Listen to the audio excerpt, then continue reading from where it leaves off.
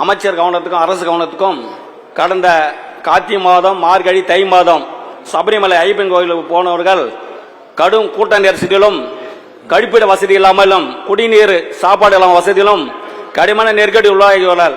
வர காலங்களில் தமிழக போற சபரிமலை பக்தர்களுக்கு உரிய பாதுகாப்பு அளிக்குமாறு மாண்புமிகு பேரவைத் தலைவராக மாண்புமிகு அமைச்சர் கேட்டுக்கொள்கிறேன். நன்றி, வணக்கம்.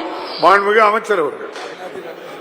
மாண்புமிகு பேரவைத் தலைவர் அவர்களே, இந்த செய்தி பத்திரிகையில் வரப்பெற்றவுடன் மாண்புமிகு முதலமைச்சர் அவர்கள் தனி கவனம் செலுத்தி நம்முடைய தமிழகத்துடைய தலைமை செயலாளரை கேரளா மாநிலத்துடைய தலைமை செயலாளரோடு தொடர்பு கொண்டு வருகின்ற பக்தர்களுக்கு தேவையான வசதிகளை ஏற்படுத்தி தரவும், இன்னலுக்களுக்கு ஏதாவது ஆட்படுகின்ற பக்தர்களுக்கு உடனடியாக உதவிகள் செய்வதற்காக சபரிமலையிலேயே கன்னியாகுமரி தேவஸ்தானத்திற்கு இந்து சமய நலத்துறை கட்டுப்பாட்டில் உள்ள திருக்கோயிலில் இருக்கின்ற சூப்பரண்ட் ஒருவரையும் மணியக்காரர் ஒருவரையும் அங்கே பணியிலே அமர்த்தி பக்தர்களுக்கு தேவைப்படுகின்ற உதவிகளை செய்வதோடு மட்டுமல்லாமல் உணவு தண்ணீர் இல்லை என்ற பத்திரிகை செய்தியை ஒட்டி மாண்புமிகு தமிழக முதலமைச்சர் அவர்களுடைய ஏற்பாட்டில் 1,20,00,000 ரூபாய் செலவில் 10 லட்சம் பிஸ்கெட் பாக்கெட்டுகள் சபரிமலைக்கு அனுப்பப்பட்டு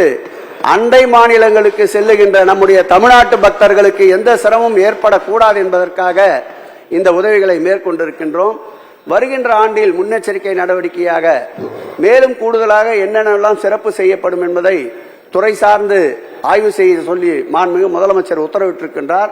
ஆகவே அடுத்த ஆண்டு இதைவிட கூடுதலாக தமிழக பக்தர்களுக்கு மாண்புமிகு தமிழக முதல்வர் உத்தரவின் பேரில் எந்த இன்னலும் ஏற்படாத அளவிற்கு முன்னெச்சரிக்கை நடவடிக்கைகளை மேற்கொள்வோம் என்பதை பேரவைத் தலைவர் வாயிலாக தெரிவித்துக் கொண்டு, உங்களுடைய தொகுதியில் திராவிட மாடல் ஆட்சி ஏற்பட்ட பிறகு 11 திருக்கோயில்களில் 1,38,00,000 ரூபாயில் குடமுழுக்கு நடைபெற்றிருக்கின்றது. 10 திருக்கோயில்களில் 1,58,00,000 ரூபாய் செலவில் திருப்பணிகள் நடைபெற்றுக் கொண்டிருக்கின்றது. இந்த ஆண்டுக்கு இறுதிக்குள் அந்த 10 திருக்கோயில்களுக்கும் திருப்பணி நடந்து முடிந்து குடமுழுக்கும் நடைபெறும் என்பதை பேரவைத் தலைவர் வாயிலாக மாண்புமிகு உறுப்பினருக்கு தெரிவித்துக் கொள்கிறேன். செய்திகளை உடனுக்குடனும் துல்லியமாகவும் தெரிந்து கொள்ள சப்ஸ்கிரைப் பண்ணுங்க.